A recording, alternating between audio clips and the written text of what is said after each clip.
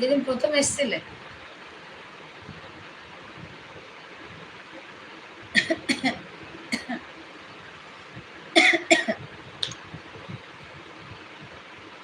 বলছি যে বন্দনাদি এসেছিল না, খুব ভালো মানুষ, এত সুন্দর গান গায়।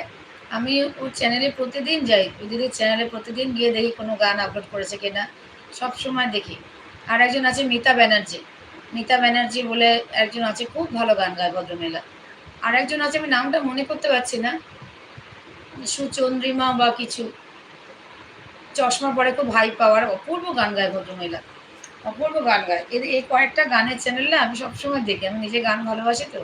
আর এখন তো আর আমি গান গাইতে পারি না, আমার এটা খুব কষ্ট, আমি আর গান গাইতে পারি না।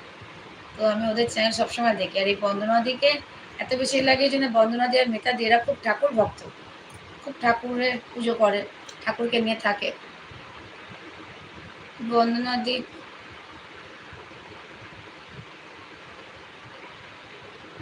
বন্দনাদির চ্যানেলে ঢুকে দেখলাম, ভালো গান করে, হ্যাঁ খুব ভালো গান করে, খুব ভালো গান করে বন্দনাদি। আর একজন আছে মিতা ব্যানার্জি, ভদ্রমহিলা এত ভালো, আমাকে এত ভালোবাসে বোন বলে। বন্দনা, আর একজন আছে মেঘনা মুখার্জি, মেঘনা মুখার্জি, ও আমার চ্যানেলে, আমি ওর চ্যানেলে যাই, গিয়ে দেখি, খুব ভালো গান গায় ভদ্রমহিলা। পুরো না সন্ধ্যা মুখার্জির মতো গলা, মেঘনা মুখার্জি যা যে, তার পুরো সন্ধ্যা মুখার্জির মতো গলা, মানে গলায় এত কাজ না, ভীষণ ভালো লাগে, মানে গান শুনলে মন ভালো হয়ে যাবে।